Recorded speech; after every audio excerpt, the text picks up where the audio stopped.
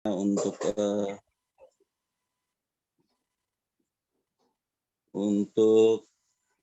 kita sharing dan berdiskusi yang pada awalnya memang sebagai pembicara backup atau pembicara serep, dikarenakan pembicara utamanya mungkin ada kegiatan lain yang mendadak. Sesuai dengan kesepakatan dengan Ustadz Yani kemarin ya, Syekh Yani, kalau kiranya memang pembicara utama tidak dapat hadir di waktu hari hanya, walaupun sebentar.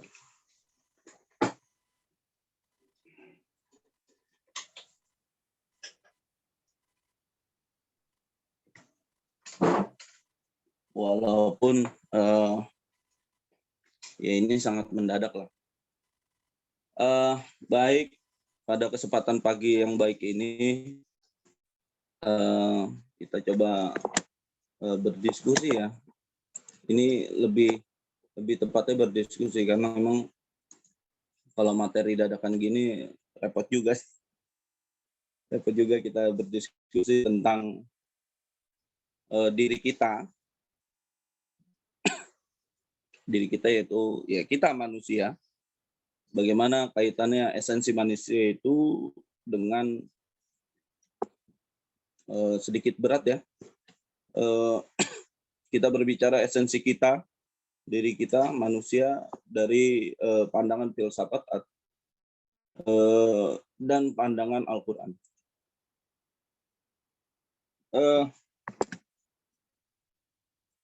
Diskusi ini sebenarnya tidak dikotomikan antara filsafat dan Al-Quran gitu. Kita paham bersama bahwa antara filsafat dan Al-Quran itu ada beberapa tokoh yang memang mengatakan tidak bisa filsafat dan Al-Quran itu disatukan. Tapi yang kita ketahui, yang kita kenal gitu ya, ada tokoh filsafat dari UIN itu, Prof. Harun Nasution, yang mencoba untuk menyatukan sehingga menjadi filsafat Islam gitu. Nah, kalau yang satu yang kita ketahui bersama bahwa filsafat itu mencari titik sampai dengan titik kebenaran gitu ya. Sedangkan Al-Quran yang kita ketahui bahwa hudalin nas wa bayyinatin minal huda wal furqan gitu ya. Al-Quran itu sudah jelas menjadi petunjuk bagi manusia, bagi suatu kebenaran, ditunjukkan kepada kebenaran. Bagaimana Al-Baqarah juga mengatakan bahwa sebagai orang yang bertakwa, dzalikal kitabul la raiba fihi hudal lil muttaqin. Nah, pada kesempatan pagi hari ini saya kita mencoba untuk membahas dan mendiskusikan bagaimana sih esensi manusia dalam perspektif Al-Quran versus filsafat. Walaupun setelah saya pelajari bersama bahwa filsafat dan Al-Quran memandang manusia itu ternyata ada beberapa persamaan. Ada beberapa persamaan. Oke, kita mulai dari manusia dalam perspektif esensi manusia dalam perspektif filsafat. Gitu. Saya ngambil judul ini karena menarik sekali ya kalau kita berbicara tentang diri kita gitu ya, maka tidak akan ada habisnya. Nah, karena kita diperintahkan juga untuk menghisap diri kita gitu ya, untuk berkaca bahwa kita ini sebagai manusia layakkah masih disebut sebagai manusia. Maka kita harus berkaca untuk diri kita itu dari berbagai perspektif, termasuk juga pedoman kita yang kita harus yakini yaitu Al-Quran, dan bagaimana kita cara berkaca kita dengan perspektif lain yaitu filsafat. Saya ambil dari bukunya, sebenarnya bukan buku ya. Ini kumpulan dari tugas mata kuliah sebenarnya. Tugas mata kuliah dari Prof. Zainal Abidin dari UI. Nah, jadi ini bukunya ada pink. Ada pink. Oke, pertama kita bahas tentang aliran esensi manusia dalam sejumlah aliran dalam filsafat, yaitu yang pertama adalah materialisme. Materialisme ini paham filsafat yang meyakini bahwa esensi kenyataan, termasuk esensi manusia, bersifat material dan fisik. Material dan fisik. Jadi aliran ini meyakini bahwa pada kenyataannya manusia itu bersifat material dan atau fisik. Hanya sebagai itu. Manusia kita hanya bersifatnya material. Disebut manusia kalau dia ada materialnya, ada fisiknya. Jadi selain itu ya bukan manusia. Jadi yang disebut dengan manusia, sekali lagi dalam aliran filsafat materialisme itu adalah yang fisik. Ada lagi idealisme. Nah, ini kebalikan daripada aliran materialisme tadi, yaitu dalam aliran filsafat ini manusia hanya dipandang sebagai ruh saja. Jadi kebalikan daripada materialisme yang hanya memandang manusia sebagai fisik, hanya berupa fisik. Nah, maka idealisme ini juga disebut dengan aliran spiritualisme. Jadi karena dia hanya memandang secara spirit atau secara ruh gitu ya. Lalu vitalism. Vitalism itu adalah paham di dalam filsafat yang beranggapan bahwa kenyataan sejati pada dasarnya adalah energi, daya, kekuatan, atau nafsu yang bersifat irasional atau tidak rasional. Ya, kalau kita perhatikan bersama dalam kehidupan ini, aliran filsafat ini memang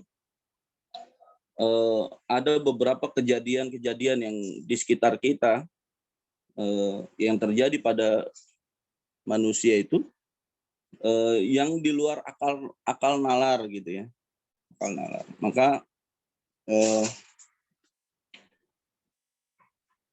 aliran ini memandang esensi manusia itu berupa tenaga, energi, ataupun daya upaya dari sesuatu yang tidak pernah masuk akal, irasional.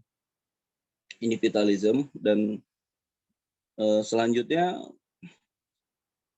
eksistensialisme.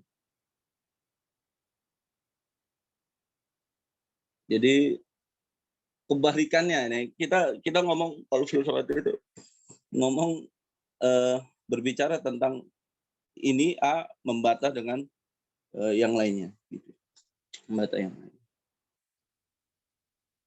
Nah, kalau eksistensialisme ini berbeda dari aliran-aliran filsafat sebagaimana yang telah disebutkan di atas. Tadi ya, vitalism terus ada materialisme, terus ada idealisme dan lain sebagainya. Ini kalau materi dadakan gini yang dengerin suhu semua repot ini. Lanjut. Jadi eksistensialisme ini tidak membahas esensi manusia secara abstrak. Jadi kita pagi ini bahasannya ya bukan membahas ya, bukan saya sebagai pembahas atau sekali lagi kita diskusi bareng aja lah. Kita diskusi bareng. Mudah-mudahan Ustadz Jidni ini datang.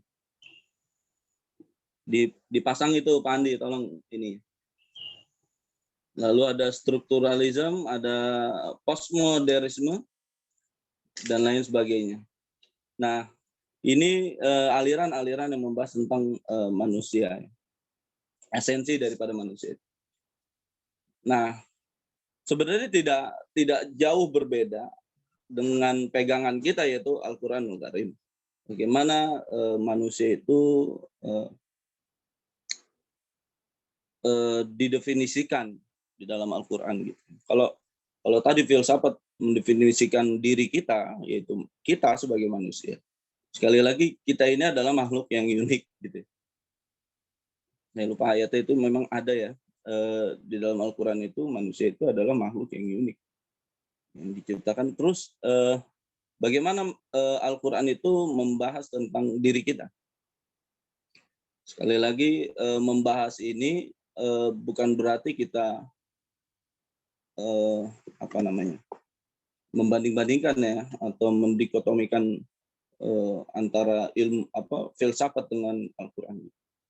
Dan tetapi kita berupaya untuk bagaimana kita berkaca untuk diri kita sehingga kita akan menjadi insanul kamil gitu, akan menjadi manusia seutuh. Dengan mempelajari ini dan menjawab, mudah-mudahan akan menjawab apakah kita akan menjadi manusia seutuhnya, itu yang pertama, dan layakkah kita masih layakkah kita untuk dikatakan sebagai manusia. Yang selanjutnya, manusia dalam perspektif Al-Quran itu ya kita ketahui bersama bahwa ada beberapa term manusia di dalam Al-Quran. Kalau saya merangkum di sini ada 4 ya. Ada 4. Nanti kita bisa diskusikan bareng dengan para ahlinya. Ada Syekh Yani, ada Syekh Mulisin, ada Kang Mulisin di sini, ada Kang Andi yang filsafatnya, mungkin ada Kang Subhan dan Bunda Enda.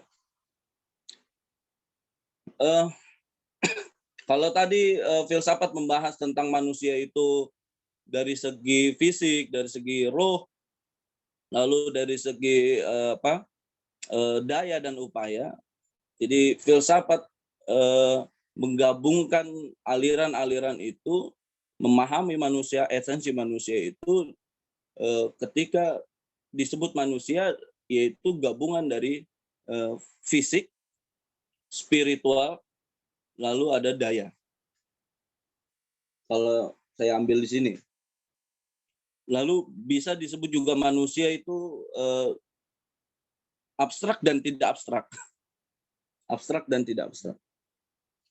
Lalu sekali lagi, manusia di dalam Al-Quran itu setidaknya ada 4 term, yaitu Al-Bashar, yang pertama yaitu Al-Bashar, yang kedua Bani Adam, yang ketiga Al-Insan, dan An-Nas. Nah, Al-Bashar ini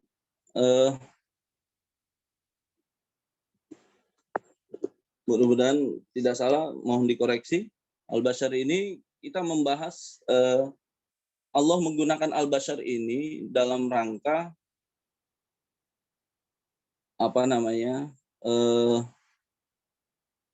mengingatkan atau memberikan definisi manusia itu sebagai makhluk biologis. Jadi kalau dalam surat Al-Mu'minun ayat ke-33 itu dikatakan bahwa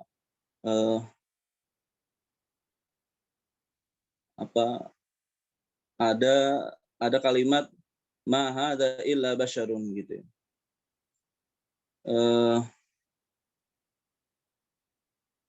Nabi Muhammad itu ketika berkatalah pemuka-pemuka kafir di antara kaumnya dan yang mendustakannya, wa qala al-mala'u min qaumi wa qala al-mala'u min qaumihi alladziina kafaru wa kadzdzabu bi liqa'il akhirati wa atrafnahum fil hayatid dunya ma hadza illa basyarun mislukum yaqulu mimma ta'kulun minhu wa yashrabu mimma tashrabun. Ya, jadi di dalam surat Al-Mu'minun ini ayat ketiga-tiga ini Allah menjelaskan bahwa Nabi Muhammad itu hanyalah manusia seperti kamu. Jadi ini yang menarik gitu ya. Ketika berbicara Nabi Muhammad, kemarin ada yang kontroversi dari pernyataan siapa itu. Ya, kita tidak menganggap itu sebagai serangan secara pribadi, tapi itu serangan secara politik untuk para ulama. Yang Gus mengatakan bahwa Nabi Muhammad itu ya orang biasa. Nah, ini sebenarnya dalilnya gitu. Nah, serangan-serangan itu kan dilancarkan ya ini parahnya kita ya. Bahasan-bahasan para alim ulama itu terus diserang gitu. Padahal yang saya perhatikan gitu, yang saya pelajari bahwa ya manusia, Nabi Muhammad itu manusia biasa. Kalau dilihat dari perspektif ini dari surat Al-Mu'min. Ya nanti kita takutnya panjang lebar gitu.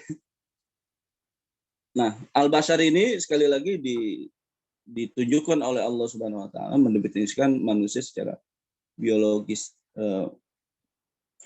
Jadi dalam surat Al-Mu'minin itu menyatakan bahwa ketika ada yang bertanya ya, aku tuh manusia biasa gitu. Diperintahkan Allah kepada Nabi itu untuk berkata bahwa aku manusia biasa dan aku minum apa yang kamu minum dan aku makan apa yang kamu makan, kalian makan. Dan lain sebagainya. Lalu ada di surat Al-Kahfi ayat 110. Basyarun, manusia biasa. Tapi bedanya Nabi Muhammad dengan Rasulullah Muhammad SAW dengan manusia biasa gitu ya. Perbedaannya adalah di mana diturunkan wahyu kepada Rasulullah. Dan banyak lagi sebenarnya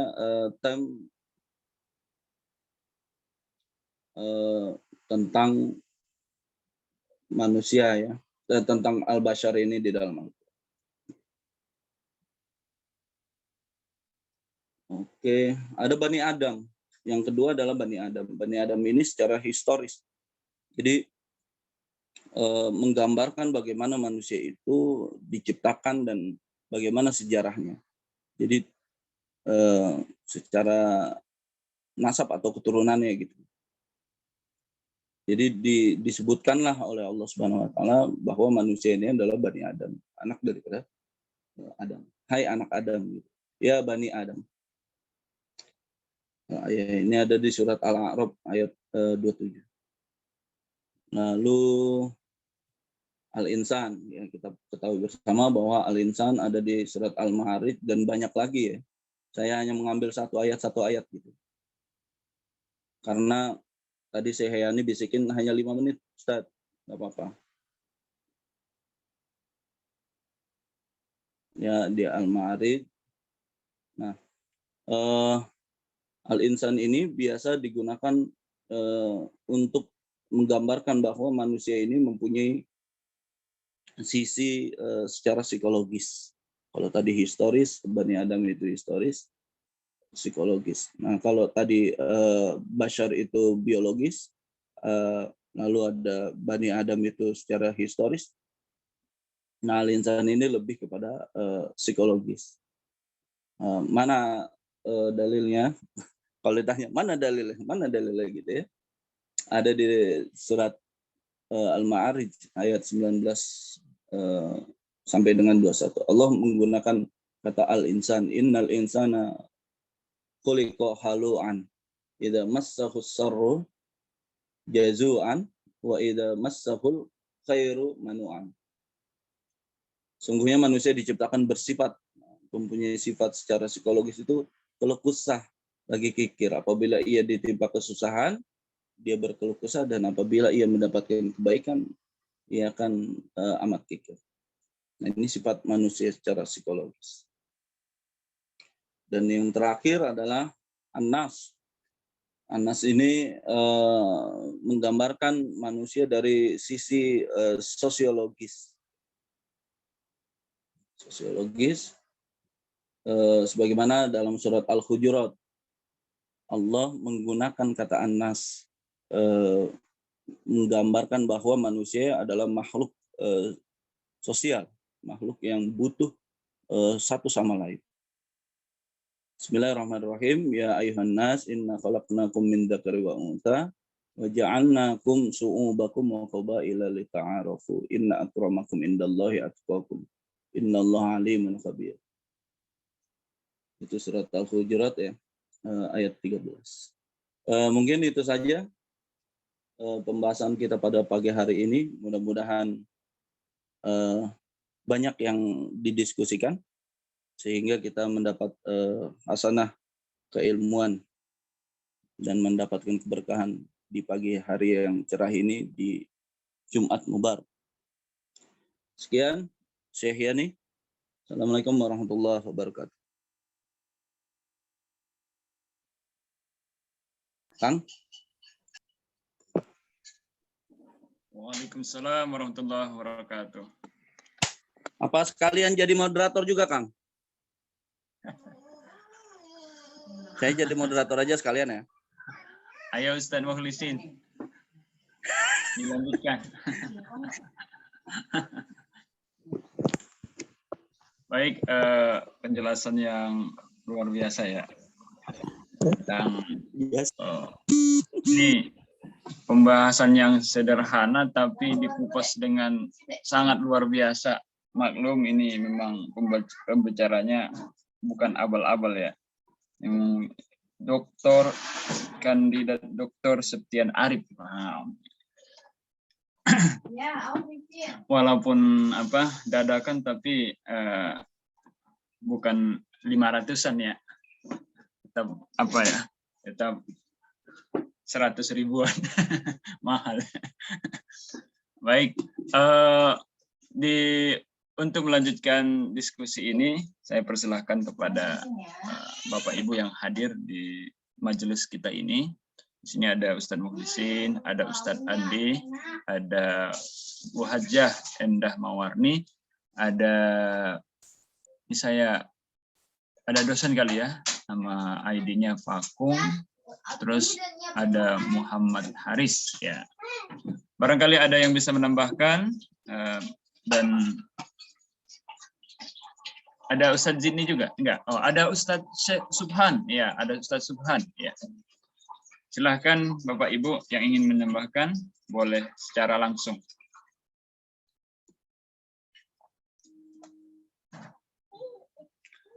Atau barangkali ada yang ingin bertanya untuk membuka diskusi, silahkan. Kirain tadi udah titik itu di garis bawahi, menambahkan, tidak untuk bertanya gitu. Ya, izin bertanya Pak Yani. Silakan. Yang lain biasanya nunggu di kode. Silakan, dengan senang hati mengumpulkan pertanyaan, Pak. Ini terkait dengan aspek basaria ya. Ya, lebih spesifik kepada pribadi Nabi ya. Itu kalau saya kemarin baca buku untuk anak-anak kan, jadi di situ dijelaskan juga terkait dengan bagaimana ketika Nabi dibelah dadanya ya, umur 7, ada yang mengatakan 10 tahun itu ketika dia dibawa asuhan Halimah Sa'diyah. Nah ini kan populer ini cerita itu. Nah hanya saja asumsi untuk anak-anak kecil dan juga kita gitu ya, karena dibelah dada itu kan mungkin yang muncul itu ya gambarannya seperti di operasi sesar ya. Nah, sementara di buku itu tidak diceritakan secara detail dan kita juga susah untuk mengungkapkan, untuk menyampaikan secara baik kepada anak-anak. Karena apa? Karena di situ juga disampaikan bahwa Nabi dipegangin oleh malaikat Jibril, eksekutornya adalah malaikat Jibril dalam hal ini, gitu ya, diambil apanya sifat-sifat buruknya gitu. Nah, kemudian bahkan di situ juga disampaikan ada yang berdarah, diambil hatinya yang jelek gitu ya. Nah, pertanyaannya kan biasanya setelah itu kan ada proses recovery ya. Kalau manusia biasa ya, apakah itu termasuk khosois atau kekhususan Nabi gitu, atau lain? Ini loh, katanya mau habis dioperasi ayah, kok langsung bisa langsung jalan-jalan gitu. Nah, ini gimana itu? Nabi satu sisi aspek basariahnya, karena di beberapa Al-Quran kan disampaikan juga, di beberapa ayat tadi juga disampaikan terkait bagaimana kemudian Nabi aspek basariah seperti kita juga manusia, hanya saja kan membedakan kita nggak dapat wahyu, beliau dapat wahyu gitu aja. Kita sedikit makan, kita dikit-dikit makan, beliau sedikit makannya gitu. Nah, ini bagaimana menjelaskannya kepada anak-anak gitu ya, terkait dengan hal ini gitu.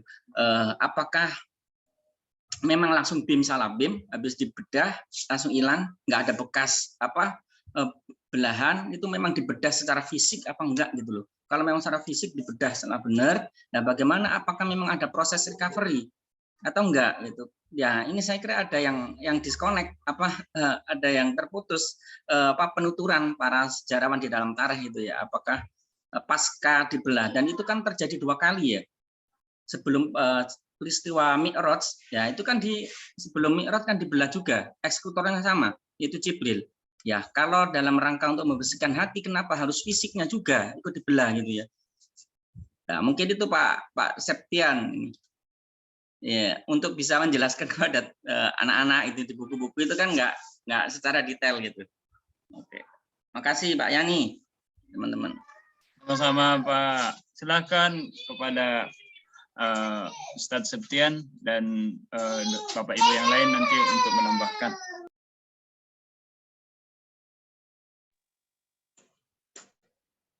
Baik, terima kasih Kang Muhlisin, Pak Muhlisin atas pertanyaannya. Mudah-mudahan teman-teman yang lain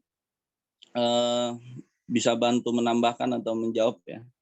Nah, kita beranjak kepada pendidikan parenting ini, parentingnya. Bagaimana menjelaskan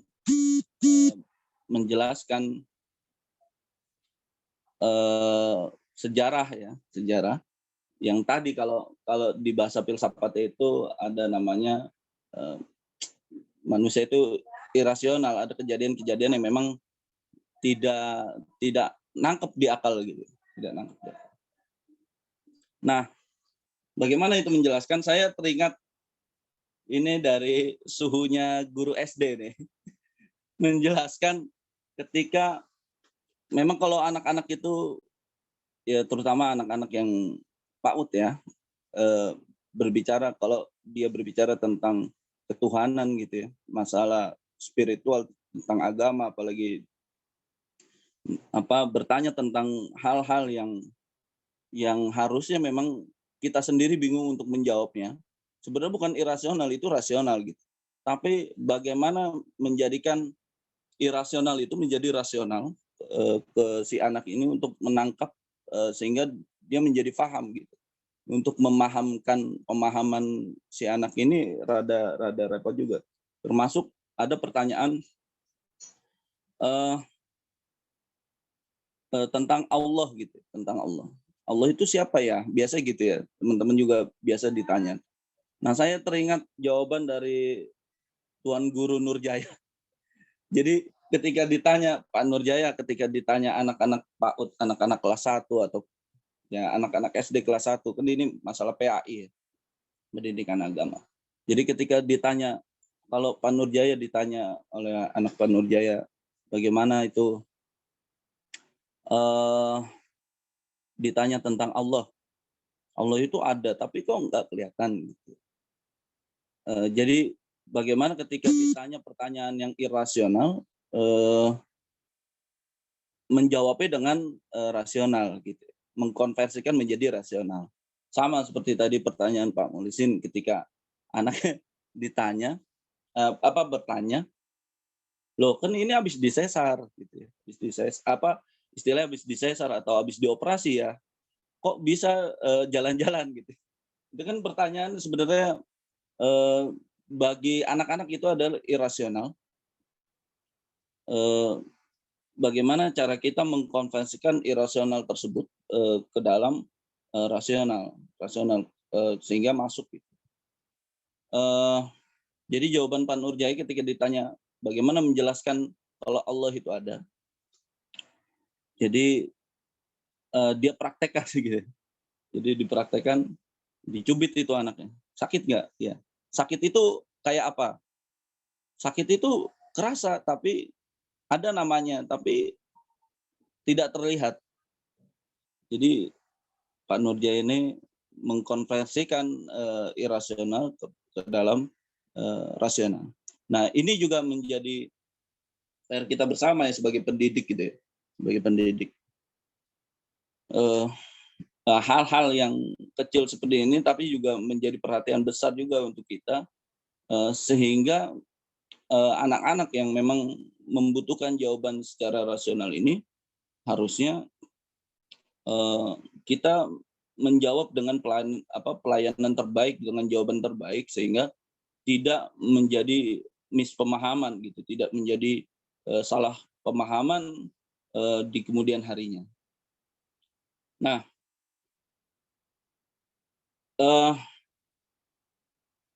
kalau saya ketika ditanya mendapat pertanyaan tadi seperti Pak Mulisin dapatkan gitu ya, kalau saya akan menjawab, inilah keistimewaan Nabi, keistimewaan Rasulullah. Jadi jawaban tersebut akan mudah-mudahan akan menambahkan satu keimanan anak-anak kita kepada Rasulullah, kedua kecintaan juga, jadi menjadi sosok figur yang wah ternyata Nabi hebat ya dioperasi saja setelah itu bisa jalan-jalan gitu.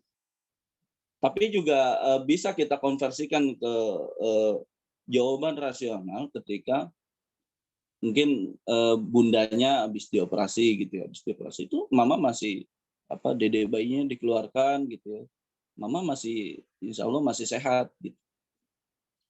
Nah, itu mama yang manusia biasa, gimana Rasul yang utusan Allah dan manusia pilihan Allah gitu. Jadi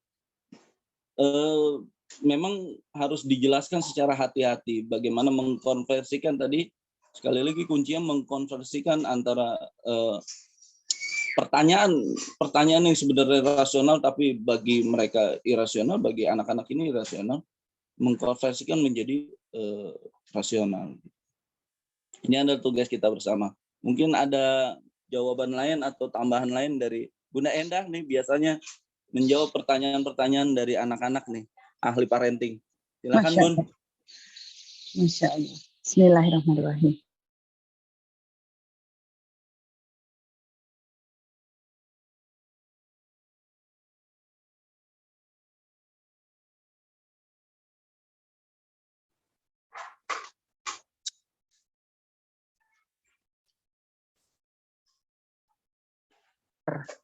Jadi terkadang jujur saya tidak mampu menjawab setiap pertanyaan mereka. Hari ini boleh nggak saya izin bertanya, bukan menjawab?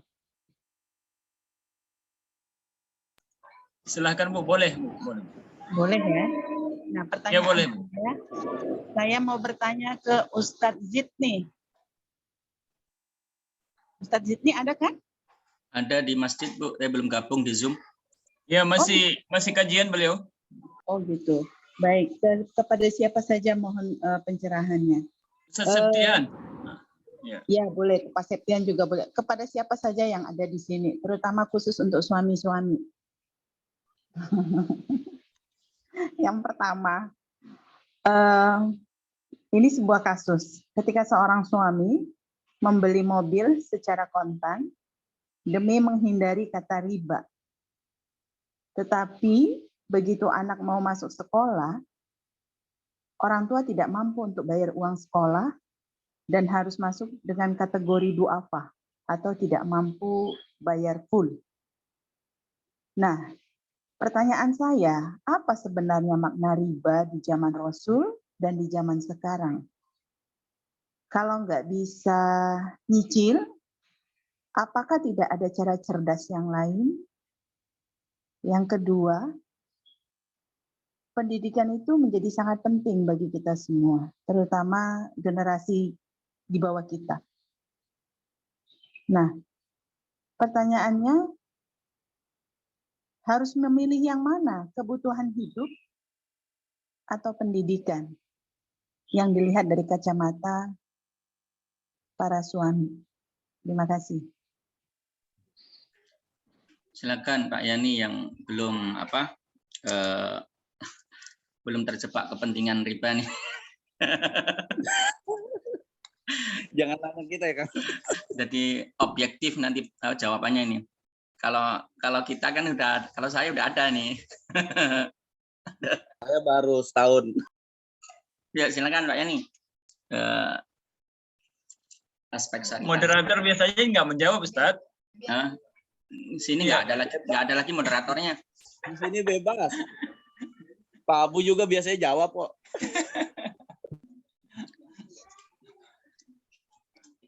Silakan Pak Yani. Tentang kasusnya atau bagaimana. Jadi saya juga ragu dalam menjawab riba sekarang ini kan. Ya, Itu dia. dalam gambaran kasus sekarang ini tentang riba. Karena di antara ulama kita sekarang juga saya coba dengarkan, tidak saya bukan berarti mendengarkan semuanya, tapi saya mendengarkan sekilas bahwa riba itu ada, bahkan riba itu kadang-kadang yang kita sangka riba jadi ternyata tidak riba begitu menurut ulama. Dan kalau dikorek-korek katanya itu sampai kepada, kalau kita cari dalam fikih tentang hukum ini yang namanya fikih, bisa jadi ada yang membolehkan riba itu berdasarkan tentang antum a'lamu bi umur dinyakum gitu ya. Namun kalau kasus yang tadi itu saya kira dia karena salah kaprah ya tentang kasus tentang apa yang disebut dengan riba, begitu kira-kira. Kalau kasus yang tadi dia membeli mobil untuk menghindari kredit, ternyata ya bisa jadi karena dia memang menyangka bahwa kredit itu adalah riba gitu. Padahal yang di dalam jual beli itu ada yang disebut dengan jual beli cash, ada yang disebut dengan jual beli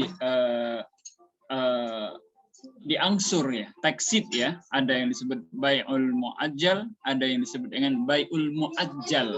Bai'ul mu'ajjal ini itu termasuk daripada diangsurkan. Nah, gitu. Jadi kalau praktek daripada kredit itu ya mungkin sudah kita ketahui bersama ya, seperti kredit motor ya, itu sepertinya pihak pihak leasing gimana ya? Pihak bank membelikan kepada leasing membeli motor atau mobil dengan cash, lalu kemudian menjualnya kepada kita dengan harga yang berbeda. Nah di sini juga ada juga ulama yang mengatakan kalau dua harga itulah yang disebut dengan jual beli yang tidak sah. Namun kalau fikih yang membahas tentang jual beli ada juga yang mengatakan bahwa ya apabila jelas harganya meskipun dua tidak masalah, karena kenapa? Kalau cash berarti harga saat itu, kalau mau diangsur berarti harga diperhitungkan, diprediksi harga besok akan nilai tukar uang itu semakin menurun. Makanya artinya ada dua kesepakatan. Artinya ada dua kesepakatan. Yang dijalankan oleh konsumen dan si penyedia barang tadi, ya. Si penyedia barang itu menawarkan dua harga. Kalau cash segini harganya, kalau kredit segini harganya, gitu. Kita tinggal pilih yang mana. Kita pilih yang kredit atau kita pilih yang cash. Begitu kira-kira Bu Enda, kalau pemahaman saya tentang kredit ini. Jadi mungkin kita semua sudah terkena kredit, tidak bank, tapi juga kena di motor kan.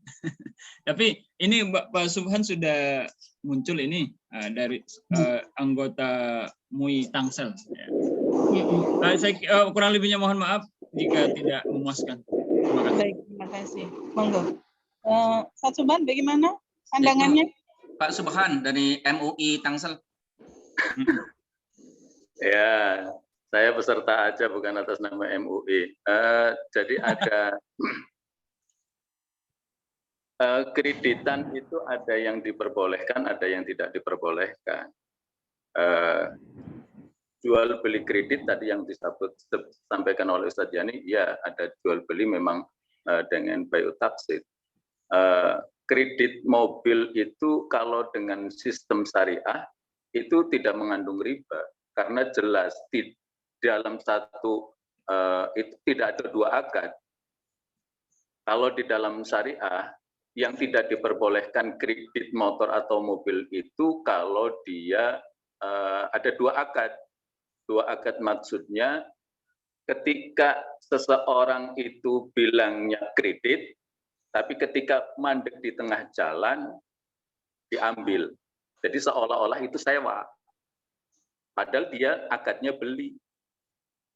Sementara kalau di syariah, ketika akadnya jelas kredit, bahwa dia adalah baik taksid. Nanti ketika dia tidak mampu membayar di tengah jalan, maka barang itu harus didiskusikan, dijual terlebih dahulu. Kalau memang ada kelebihan dana yang ada di dalam barang itu, maka diberikan kepada nasabah. Tapi kalau kurang ternyata, maka nasabah pun tetap harus membayar.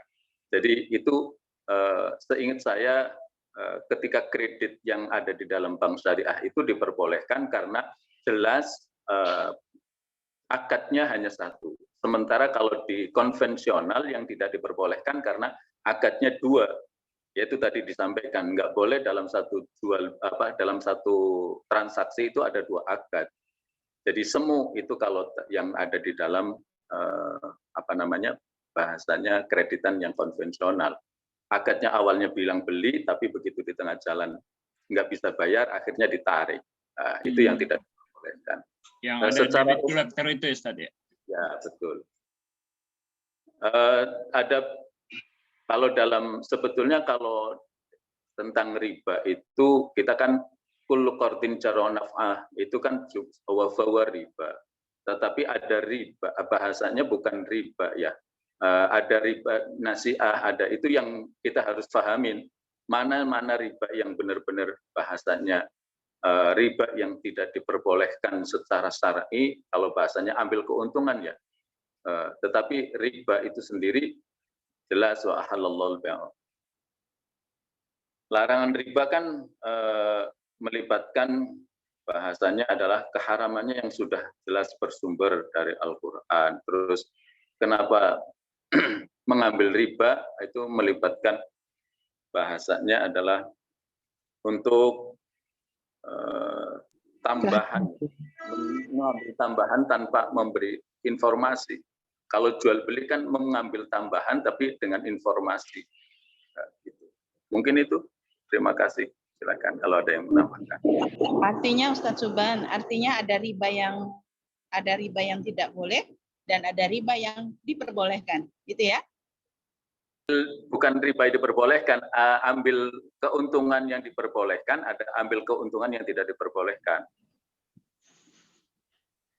Berarti tidak boleh pakai kata riba. Bukan ribanya yang diperbolehkan karena jelas wa ahallallahu al-bai'a wa harrama riba.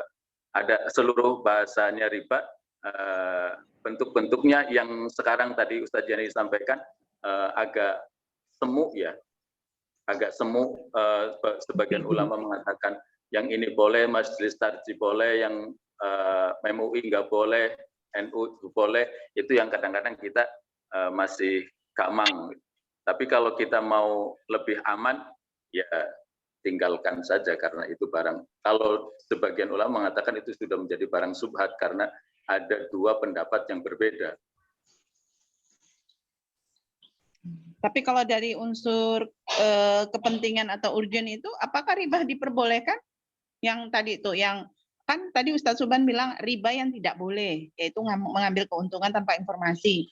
Lalu kalau misalnya ambil keuntungan yang diperbolehkan, berarti ada dua kesepakatan kan dari nasabah dan pihak. Biasanya kalau di bank syariah itu diinformasikan bahwa dia akan mengambil keuntungannya sekian persen. Jadi keuntungan itu nanti akan menjadi beban untuk kredit setiap bulannya. Tapi berbeda dengan di bank konvensional itu tidak diinformasikan, sehingga nanti ada, kalau bank di DPPR lah, kita semua yang mengikuti, itu kadang-kadang ada suku bunga naik, kita nggak tahu informasinya bahwa itu sebetulnya naik. Tapi alhamdulillah kalau di BPR sih enggak. Kalau di bank DKI atau di bank apa segala itu biasanya ada suku bunga naik dan sebetulnya itu diambil sekian 000 sekian itu ada naik-kenaikan, tapi kita tidak diinformasikan. Itu yang tidak diperbolehkan. Tapi kalau di bank syariah, seingat saya dulu ya begitu, harus diinformasikan secara detail. Ya, baik. Oke. Kalau Pak Suban ditanya lagi, mana yang harus Pak Suban lakukan? Kebutuhan hidup atau pendidikan? Kebutuhan hidup. Mengapa? Nggak pingin mati. Iya, ya. Ya, Darurat ya. pendidikan sekarang, kalau bilang pendidikan sekarang, saya sedang lagi bahwa pendidikan ada model banyak pendidikan yang lebih dikedepankan sekarang, tidak hanya formalitas. Banyak formalitas yang gratis, banyak formalitas yang hampir setiap kita, jadi jangan mengatasnamakan mengatasnamakan sebuah pendidikan yang akhirnya kita tidak adil kepada keluarga, tidak adil kepada orang-orang di sekitar kita, akhirnya kita tidak mau berbagi. Padahal karena sebetulnya ya saya malah kemarin itu baru menemukan beberapa orang dari kampung itu kenapa ke Jakarta, karena di Jakarta sekarang hampir seluruh pendidikan banyak yang lebih murahnya dan banyak yang gratisan. Insya Allah. Walaupun sebagian yang banyak kita juga susah juga. Baik, terima kasih Bapak-Bapak yang baik hatinya. Pertanyaan saya sudah terjawab. Terima kasih Pak Septian, Pak Muklisin, Pak Yani, Pak Muhammad Haris, Pak Andi, Pak Pakung, Bu Mevi, Pak Suban. Monggo dilanjut, saya mau masak-masak dulu. Sampai ketemu di Jumat Mubarak. Assalamualaikum. Salam. Ada lagi atau kita sudahkan ini? Sudah 6:30, Pak Yani. Syekh.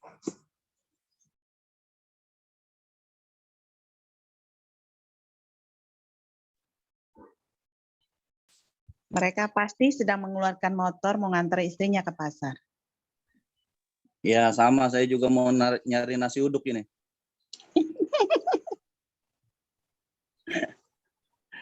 Ya udah Pak Saeb, ayo Pak Saeb di closing Pak Saeb. Tutup. Ya. Baik, sebagai closing, itulah tadi bahasan kita, diskusi kita tentang diri kita sendiri. Mudah-mudahan apa yang kita diskusikan pada pagi hari ini senantiasa dapat keberkahan dari Allah Subhanahu wa taala sehingga kita dapat memperbaiki diri kita sendiri dan mendapatkan kelayakan kita untuk senantiasa berbuat baik. Mungkin itu saja dari saya. Mohon maaf sebagai pemateri tembak pada pagi hari ini. Mudah-mudahan bermanfaat. Wallahu muwaffiq ila aqwamit thoriq. Assalamualaikum warahmatullahi wabarakatuh. Waalaikumsalam warahmatullahi wabarakatuh. Waalaikumsalam. Pak Ari kemana? Nah, itu dia. Itu dia, Ustaz. Ya udah. Susah ditebak, mungkin lagi nyelesain bab 7 kayak. Kapan ujian antum? Baru WIP 1, Ustaz. Belum berani lagi WIP 2. Ya,